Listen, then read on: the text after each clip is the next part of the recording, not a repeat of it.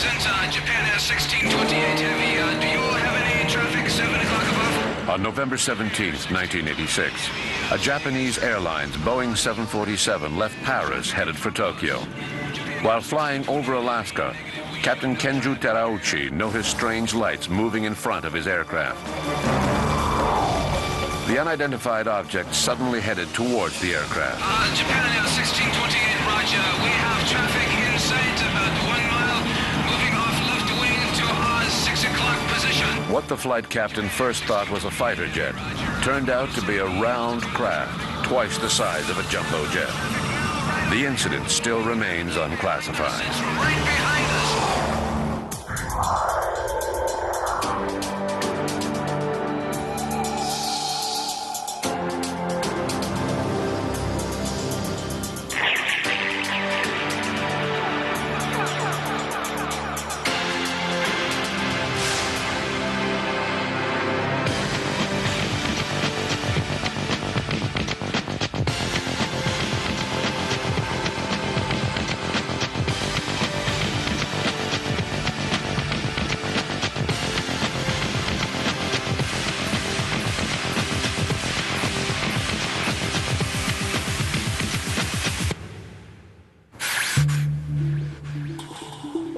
On June 24th, 1947, Kenneth Arnold, an American pilot, saw 9 unidentified objects about Mount Rainier, Washington.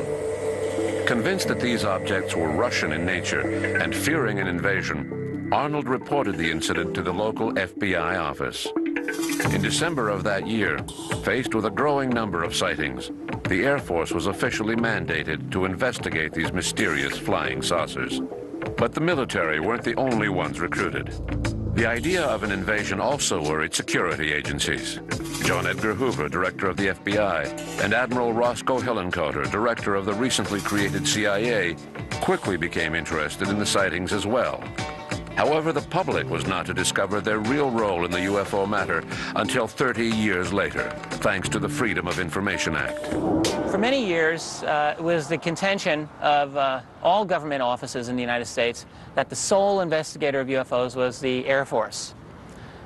We now know this is absolutely untrue. We know that UFO reports were distributed throughout the United States military, all of the branches, the Air Force, the Army, the Navy. There were Marine Corps sightings.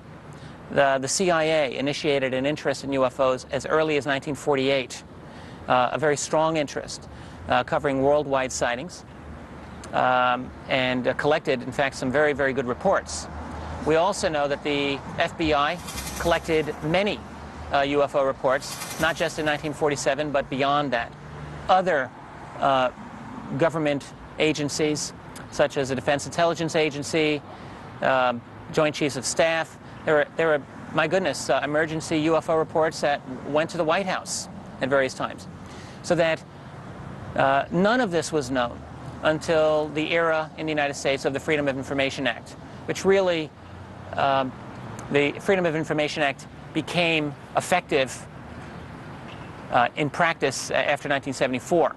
You might call the first 10 years of the Freedom of Information Act a kind of glory age, in which it was relatively easy for UFO researchers to get some good documents out of the government.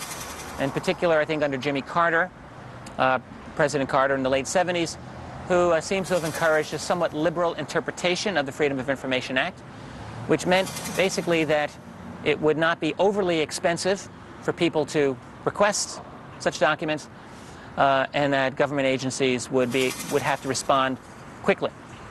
By the mid-1980s, this was really no longer the case. But for a good 10 years, in the United States, UFO researchers were able to get thousands upon thousands of documents from the CIA, the FBI, the DIA, Navy, Army, Air Force, and elsewhere pertaining to UFOs. National Security Agency, the NSA, sometimes known as No Such Agency,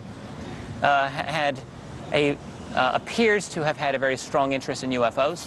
We have one NSA UFO report going back to 1953, a few months after the agency was founded, despite the fact that the NSA had maintained that they had absolutely no interest in UFOs at all. So we now know that none of this was the case.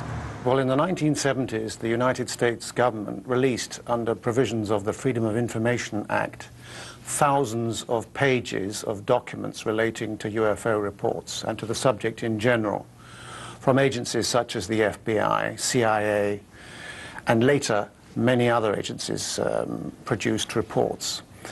Interestingly, this was after years of denial that they had any such reports.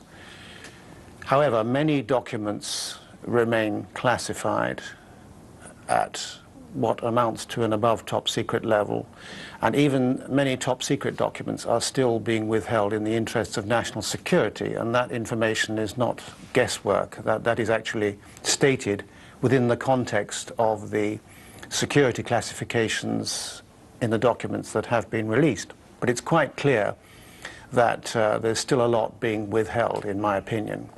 And I think the most sensitive material is not contained in any document. I think if you talk to anybody in the intelligence community, they'll tell you that the most sensitive information is not written down on the United States government memoranda. Mm-hmm. So there's still a lot to be, there's still a lot being withheld. But what has been released quite clearly evinces evidence, if not proof, of serious government involvement and the delicacy of classification. I mean, there's an FBI document going back to 1949 which says that the subject matter of flying discs, flying saucers, unidentified objects and so forth is considered top secret by a number of the military agencies such as the United States Air Force, Army and Navy. So that information alone is very, very important. National Security Agency was taken to the Supreme Court in 1982 to disclose the reasons why they were withholding a certain amount of documents. And they gave their reasons for withholding the documents in a 21-page above top secret affidavit, which was classified top secret umbra. And I should mention right now, top secret means information, the unauthorized disclosure of which can reasonably be expected to cause exceptionally grave damage to the security. So already we're talking about sensitive material. But the fact that material about UFOs is being classified at an above top secret, I think, tells the whole story. As it happens, I've spoken to somebody who has seen that 21-page above top secret affidavit, and I don't know the details, but I know that the gist of it is that it doesn't talk about recovered alien bodies, United States government contact with aliens and everything. If there's any information like that, it's unlikely to be on any documents which are shown even in the United States Supreme Court. Released documents reveal that the CIA initially believed that the UFO phenomenon was simply a rumor spread by subversives. In July 1952, an incident occurred that seemed to support their theory. On July 19 and 26, unidentified objects were detected on radar screens at the National Airport in Washington, D.C. These objects were flying around the White House and the Pentagon, where airspace was restricted at all times. F-94 fighter jets were dispatched, but they never caught up with the speedy objects. While the situation was getting out of control in the air, on the ground, telephone switchboards in the nation's capital were literally paralyzed by calls from concerned citizens, an unexpected turn of events which threatened public safety. A press conference was held on July 27, and the only explanation put forth by the Air Force was temperature inversions. To the CIA, it was beginning to look as if they had a national crisis on their hands. If enemies of the state had wanted to paralyze the country's emergency response teams, they couldn't have found a better way to do it. The CIA demanded a meeting to discuss the flying saucer problem. This meeting took place in January 1953 and was known as the Robertson Panel. Its conclusions had a major impact on the future of UFO investigations. The Robertson Panel is one of the most important turning points in the history of the American study of UFOs. Most people don't really appreciate the significance of it. In 1952, the UFO wave in the United States reached an absolute peak in terms of the quality and the quantity of what was being seen. As a result of that, the U.S. Air Force held a major press conference in July of '52 that said, no, it's all temperature and weather phenomena. in the public domain, that laid the matter to rest. But in the classified world, I think people understood that this was not a true explanation. Now, the Harry Truman presidency was ending in January of 1953. Very hastily, a panel of Nobel and Nobel caliber scientists was assembled by the CIA to do a classified study of UFOs. This became known as the Robertson Panel after H.P. Robertson, who led it. We now know that the Robertson Panel conclusions were written before the panel convened. And in fact, this panel convened during the very final weekend of the Truman presidency. Rather significant. What the panel said was that UFOs were not a matter of national security. They did not represent any alien technology. And that furthermore, it would be important for the American government to debunk and educate the public on the true nature of UFOs, which was that they were all explainable natural phenomena. Following the Robertson panel, it seemed that the FBI, the CIA, and even the NSA, the National Security Agency, took an avid interest in UFOs. This interest was heightened during periods of political unrest, like the Cuban Missile Crisis in 1962. Why? Did these federal agencies all believe that UFOs could be used to destabilize the balance of world power? Were they aware of something more significant with regards to the phenomenon? Unfortunately, documents released to the public do not give us much of a clue. We do know that some of the sightings classified as unidentified objects by Project Blue Book, the team set up to investigate UFOs between 1952 and 1969, were actually CIA spy planes. Did their desire to hide the existence of these spy planes from the American public justify their interest in UFOs? One thing is clear from the thousands of pages of released documents. The primary motivation of information agencies was not to undertake any serious research into the true nature of these UFOs. Well, many people say that the federal government, the American CIA and the NSA and whatever intelligence organizations there are, and in Canada as well, that these various organizations are really overtly display no interest whatsoever in the subject, but in fact have sort of a secret concern with it and are interested in the subject, and that might very well be true. We have almost no evidence of this, however, and it's might be just sort of a triumph of hope over fact, but my guess is that they really don't care much about the subject at all. I think that the Canadian government and the American government gets its cues essentially on a subject like this from the scientific community, and the scientific community is resolutely hostile to the subject. And it's gotten worse with the scientific community. There's very little wiggle room, as they say. And so in my own research on the subject, I have found no serious evidence of any kind of major studies going on for any country, at least in North America.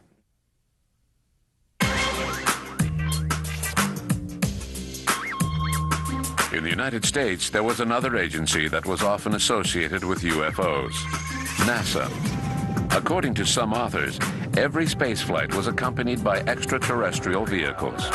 Obviously, NASA has been tight-lipped about these incidents. One such incident was filmed during the Space Shuttle Discovery's mission STS-48 in September 1991.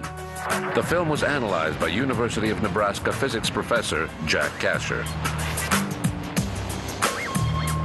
The Space Shuttle Discovery was flying near Australia at the time, and they had the television cameras on, and it was looking out at the night sky because nothing interesting was going on. And suddenly there appeared a bright light on the right-hand side. There were a number of bright lights that were significant, but this was the most important. And it had started drifting slowly to the left, and it got to a certain point. Suddenly there were two quick flashes on the lower left-hand part of the screen, and apparently in reaction to that, the object shot back up very sharply to the right, and shortly after that, two streaks went through the picture. One right where it had been, or very close to that, and another over here. There was also a second object that had been drifting up, it reacted by moving off also.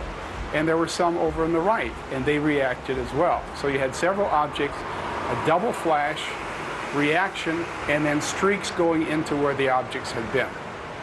The NASA answer is a reasonable one because it does happen. They said that they were ice particles that were close to the shuttle, and there are ice particles close to the shuttle frequently. And they said that the attitude adjuster rockets went off, and the exhaust from those rockets then blew those ice particles away, and that's what happened. That can happen.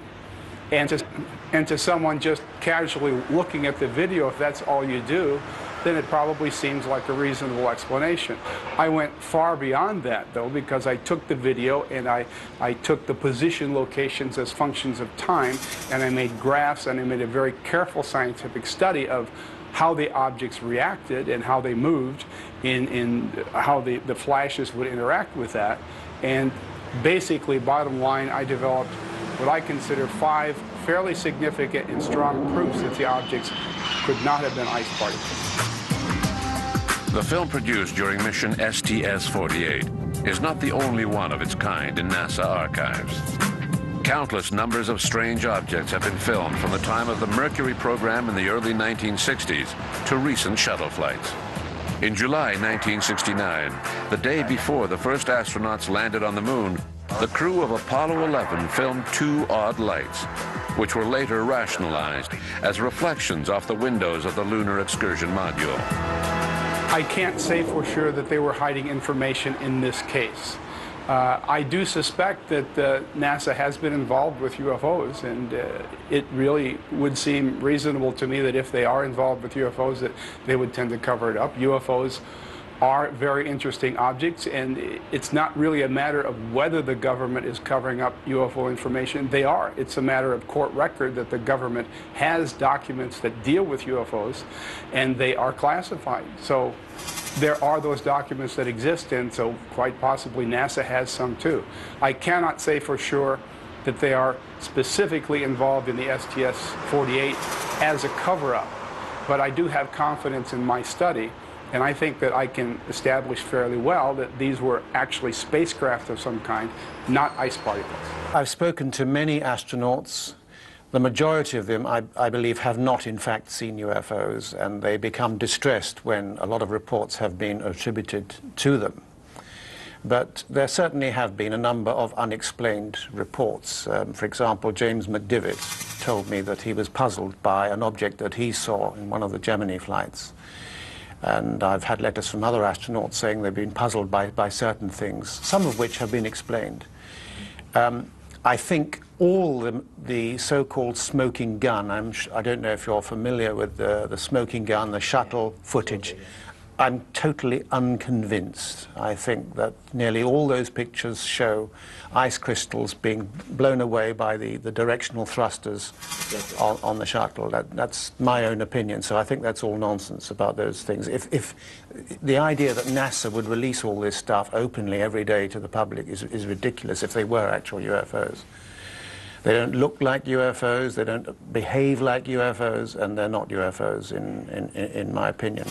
NASA has released a number of documents which, in fact, I've published in Beyond Top Secret, which is the revised and updated edition of Above Top Secret, and I published quite a lot of information also in Above Top Secret, my first book, which is now out of print. And quite clearly that indicates a serious involvement on the part of NASA. NASA itself classifies a lot of information at confidential, secret, top secret, and above top secret. We know that. I know that from their physical security handbook. And I'm quite sure that a lot of material by NASA is being withheld. In Canada, the UFO matter was never really assigned to civil authorities as it was in the States. The only significant episode dates back to the early 1950s. Wilbert Smith, an engineer working for the Federal Department of Transport, undertook an initiative of his own, with the support of his superiors, to study all of the UFO reports collected by the Department of National Defense and Transport Canada. Smith was hoping to draw valuable scientific information from these reports. His study was known as Project Magnet. In 1950, in 51 and in 1952, Canadian scientist and government official Wilbert Smith with the Department of Transportation had a very, very strong interest in UFOs. And I think what appears to be on his own initiative did a tremendous amount of research on this topic. Spoke to many American officials, including a defense scientist named Robert Sarbacher, who told him that UFOs in America were considered the highest matter of security. Wilbert Smith also became very close with Donald Keyhoe, who organized NICAP several years later. Wilbert Smith was able to get approval for something known as Project Magnet, which occurred in Canada. And this was a study that would attempt to measure the appearance of UFOs by setting up instrumentation that would detect them through electromagnetic means. It is believed, in fact, the project did record a success shortly before it was closed down in the early 1950s. It has been said that the project was going to be closed down anyway due to either lack of interest or an unwillingness on the part of the Canadian government to support the project. Following Project Magnet, it's very similar in a sense to the closing of Project Blue Book in the United States, which was basically a policy of debunking and shutting off of good UFO information. Smith did not hide the fact that he believed the UFOs were interplanetary craft. So in anticipation of Smith's conclusions, the Department of Transport withdrew its support in 1954. He was told to cease all activities related to Project Magnet. Smith ended his study and submitted his conclusions. As expected, the engineer wrote that the phenomenon was definitely extraterrestrial in nature. Another study was being carried out at the same time by the Second Story Committee, a joint venture by the Department of Transport and DND. This committee's conclusions were far more conservative. After that, UFOs were relegated to no man's land. The Department of Transport didn't want anything more to do with the matter, and DND didn't see the point in collecting these reports. In 1967, the reports were turned over to the Ottawa Herzberg Institute, part of the National Research Council. But their primary interest in the reports had nothing to do with UFOs. The Herzberg Institute was the center for geophysical studies, in particular many astronomy studies. A number of individuals there, particularly Dr. Peter Millman, was studying how meteor observations can lead to the discovery of the meteorites themselves on the ground. To do that, he got the cooperation of the Royal Canadian Mounted Police to collect reports of unusual lights in the sky, reports of UFOs in some cases, and take the reports from the RCMP to the National Research Council, which was the repository in the Herzberg Institute. These reports were then examined to see if they were in fact possible reports of a fireball or meteor that may have landed on the Earth for possible recovery by the geophysicists themselves, in which case it would be very important scientifically.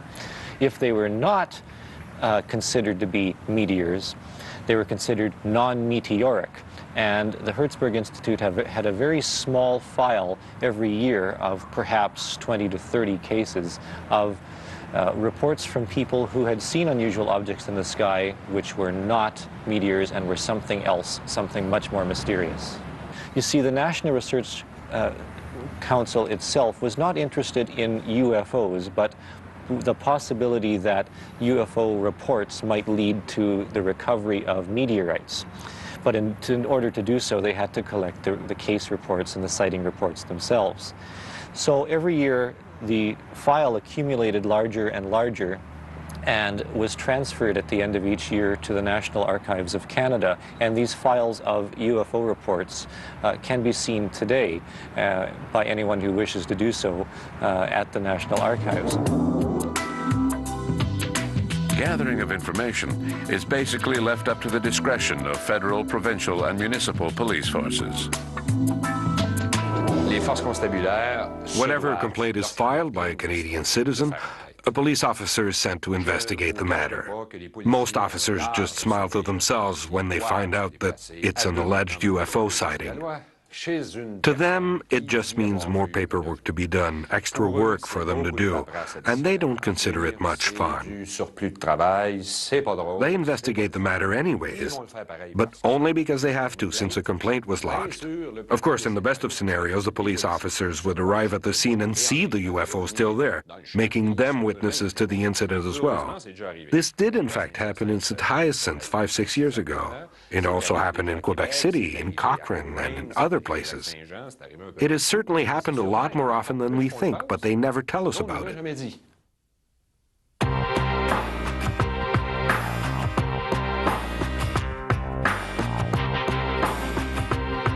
On November 7th, 1990, dozens of people, including local police officers and national RCMP agents, saw a bright object hovering over the Bonaventure Hotel in Montreal. The round object, which was surrounded by an amber light, stayed visible for hours before disappearing into a thick cloud covering. 2 years later, Richard Haynes, a senior research scientist working with the Space Human Factors Office of the NASA Ames Research Center, produced a report concluding that the object was indeed a physical apparition and not simply a reflection or the aurora borealis. According to Haynes, the object was flying at an altitude of 3,500 to 9,000 feet. After analyzing a photo taken by a local journalist, Marcel Laroche, as well as weather conditions at the time of the sighting, it was concluded that the unidentified flying object was approximately 1,783 feet across, the length of 5 football fields. The incident is still unclassified. Several police officers witnessed the UFO over the Bonaventure Hotel. But do any special procedures exist for reporting this type of incident? Si on parle de procédure en vertu des objets volants non identifiés, elle n'est pas différente que n'importe quel genre d'événement qu'on vit chez nous de façon quotidienne. If you're asking me whether we have specific procedures for reporting unidentified flying objects, then the answer is no. They are reported the same way as anything else that happens each day. If a person sees something suspicious in the sky, or something that has just landed on the ground or in the water, then we open a calling card and gather information. Our telecommunications agent then assigns a police vehicle to the case, and the vehicle is dispatched to investigate the incident. These officers are my eyes and ears. The men or women who check into the incident report back to me and the telecommunications agent that assigned the case. We depend on the skills and judgment of the officers who investigate the scene and prepare a preliminary report. They meet with witnesses and verify any evidence that is submitted. They then make a decision based on those elements. Their job is to gather and relay the facts, and then we decide what action to take based on those facts. Sometimes we send forensic specialists, or if it seems to be a case of a genuine UFO, we send support staff to secure the area or assist with the investigation.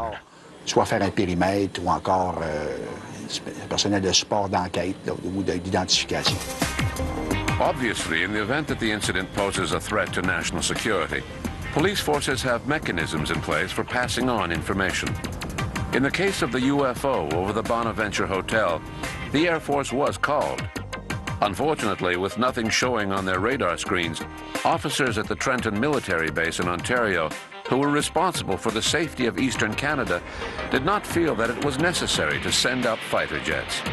If they had done so, the incident may have turned out differently. If we see that a case is not well founded, we don't bother contacting the RCMP or the Canadian Forces.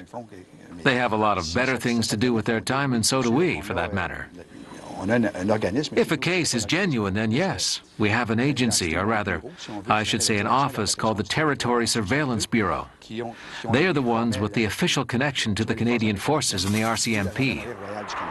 If we see that there is something worth further investigation, a national security concern, then the Territory Surveillance Bureau goes into action.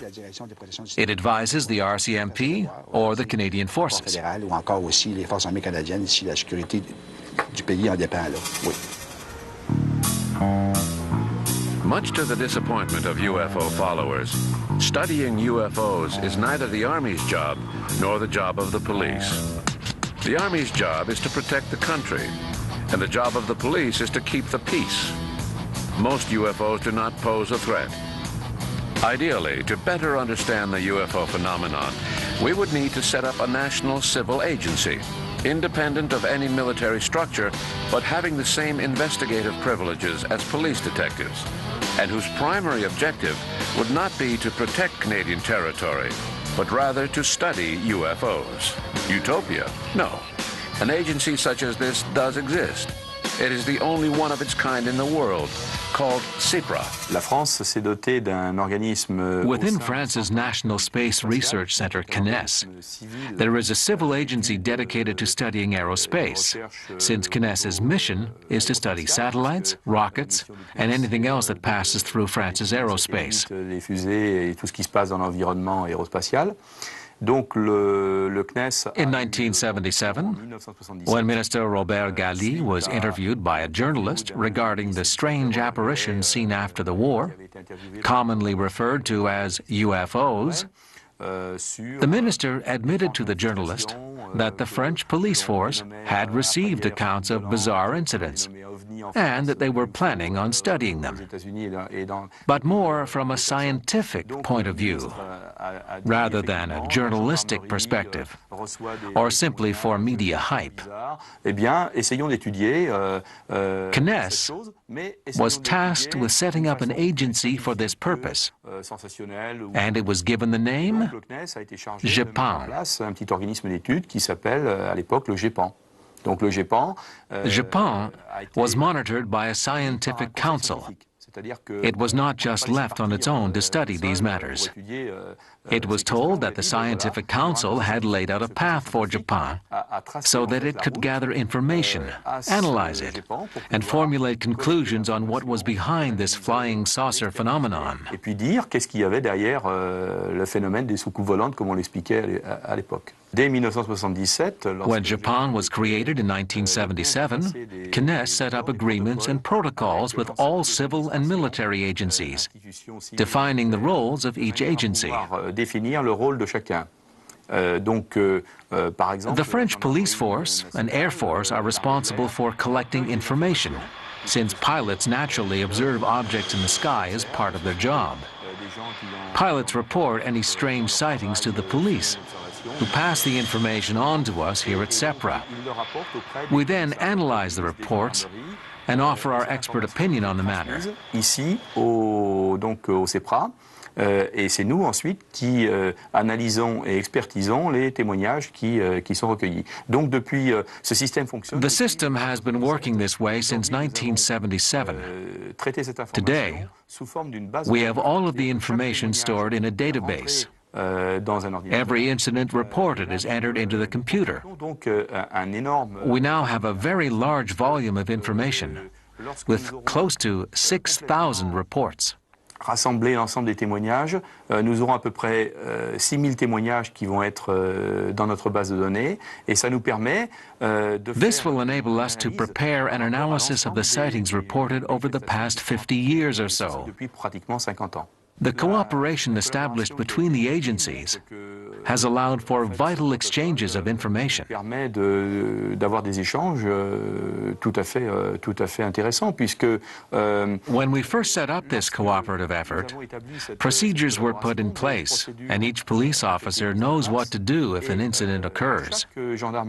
If it's simply a case of a person reporting something that they saw in the sky, a report is filled out, and it ends there. The report is sent to our office a few weeks later. Un rapport est simplement constitué, et ce rapport nous arrive quelques semaines après. Mais lorsqu'il y a des But when the incident is more complicated and difficult to understand, especially when there are physical elements to be examined, such as marks on the ground, then the police contact us directly, and we respond quickly with tools for analyzing these elements that the police and Army do not have. The police and Army do not carry out any actual investigations of the UFO phenomenon. They leave that up to the CNES. Engagés par l'armée ou la gendarmerie sur ces phénomènes. Non, ils se remettent totalement au niveau du CNES pour faire l'étude de ces manifestations.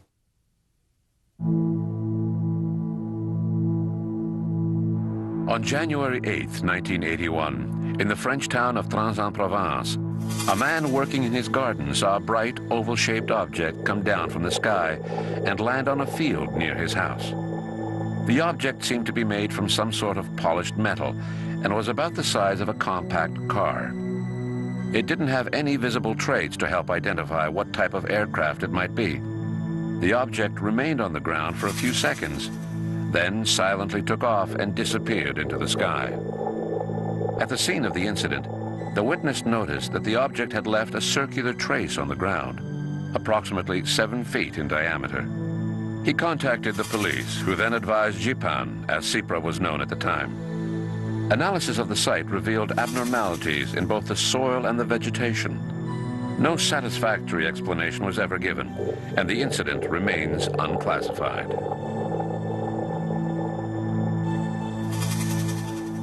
The most difficult part of the process is getting from the point where a person has seen something to an understanding of what has been seen.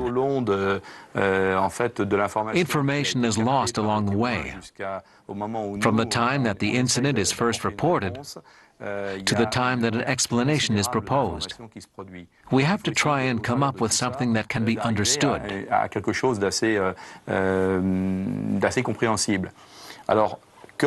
What do these phenomena represent on a global scale? Of the cases reported since the 1950s, approximately 12% remain unexplained. What exactly does this 12% correspond to? It's a variety of phenomena with a particular set of physical and technologically advanced characteristics. It could be an object that zigzags across the sky, or it could be a craft that moves silently and causes lights to flicker in a nearby car. Provoquer des interruptions de lumière lorsque quelqu'un est en voiture et qu'il va croiser une manifestation. Ça peut être. It could be people who see strange forms near the ground, which suddenly disappear into thin air. It's a whole slew of incidents that cannot be lumped in with known phenomena.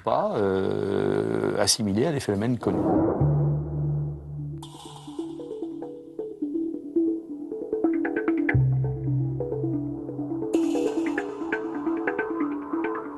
On January 28, 1994, while flying at an altitude of approximately 39,000 feet, the crew of an Air France Airbus noticed a large red disc flying to the left of their aircraft, approximately 25 nautical miles away. The object remained visible for a few seconds, then changed shape and disappeared. Controllers at the Taverny Air Defense Operations Center, who were ensuring radar coverage of the area at the time, saw an unidentified radar blip on their screens, which was crossing the Airbus's path. Then it disappeared off their screens. As unusual as this may seem, this sighting by the Air France crew was not an isolated incident. Each year, agencies that ensure air transportation safety face incidents such as this. Most of these agencies are overseen by ICAO, the International Civil Aviation Organization. These inexplicable sightings rarely make the headlines. However, in a lot of these cases, the passenger safety has been compromised. On August 9, 1997, a Swissair Boeing 737 on its way from New York to Philadelphia barely missed colliding with an unidentified flying object. On January 6, 1995, a few minutes before touching down at Manchester Airport in England, a British Airways Boeing 737 almost collided with a bright triangular-shaped object. The UFO was moving silently and was undetected by radar. In August 1984, a Condair Airlines aircraft had to make an emergency landing at Ipswich Airport in England after hitting an unidentified flying object.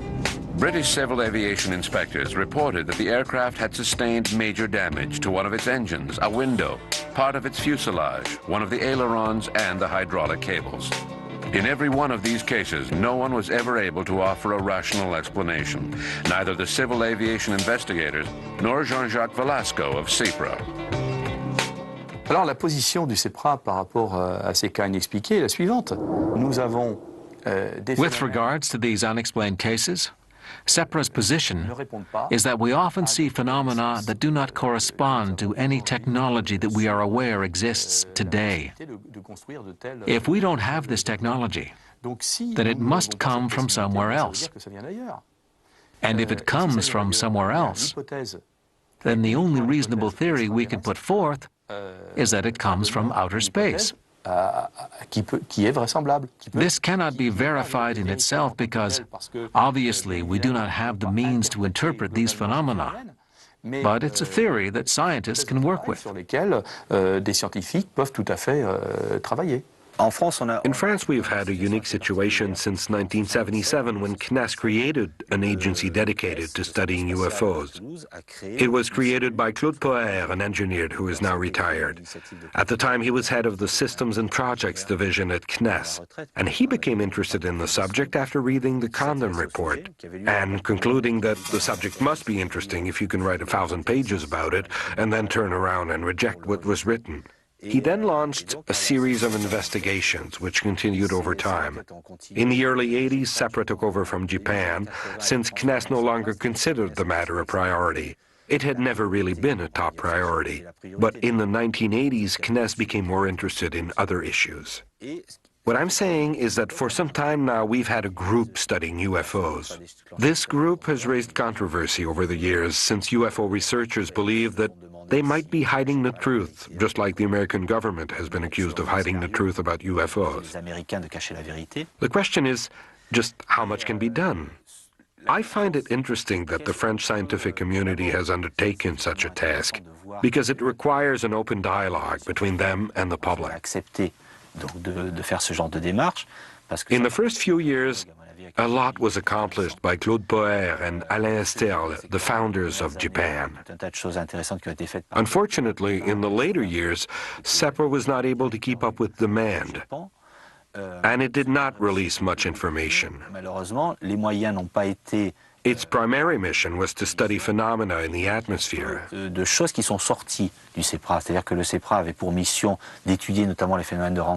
were also investigating UFOs, but they seemed to put a lot less time and effort into that side of their operations.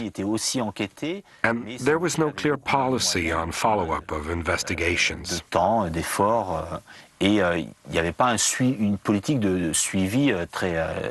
Controversy sprung up between CEPRA and UFO researchers, who wanted to be the spokespersons on the subject since they were so familiar with it. But Poher and Alain Sterle would just give him the brush off, saying, "No, we're working on it. Just wait and see what we're doing. We can't always be answering letters and phone calls. They're just too much to handle." This created a polarization between the two groups, and CEPRA was suspected of hiding the truth. I don't think that CEPRA has been hiding anything. They're just trying to do their jobs.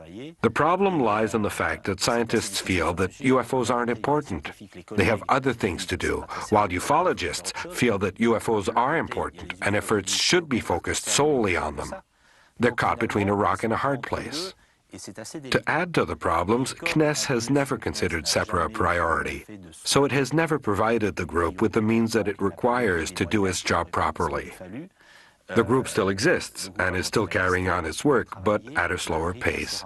No reports have been produced since Japan became CEPRA. Progress doesn't seem to get past the discussion stage, as is the case for the 1981 Aix-en-Provence incident, in which a witness saw a spacecraft landing on the ground. The case was investigated by Japan and is still being discussed, but hardly any progress has been made since the original investigation. Since the end of World War II, several civil agencies have come face to face with UFOs. The number of unclassified cases keeps on growing. Even though a lot of information is still inaccessible, the thousands of pages of information released to the public over the past few years only go to prove that the phenomenon is a lot more significant than we were led to believe. Throughout the public and the media, skeptics and believers continue to debate the theory of visitors from outer space. Discussions might be more productive if we could study the facts without prejudice, instead of simply judging a book by its cover. In the end, people will believe what they want to believe.